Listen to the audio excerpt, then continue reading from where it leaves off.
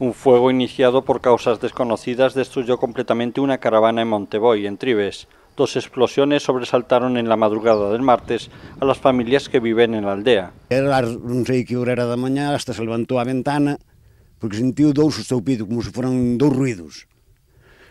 E levantouse a ventana, pero nós dase a casualidade que dormimos por a parte de baixo da casa. E non, desde ali non se ve nada. Nin se sentiu cheiro ningún.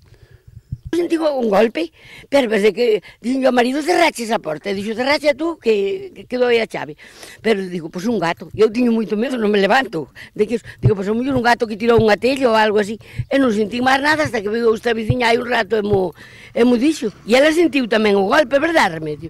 La caravana era utilizada por Jaime Álvarez, hijo de uno de los firmantes de la moción de censura de Trives. Ahora los agentes de la Policía Judicial investigan el origen del incendio.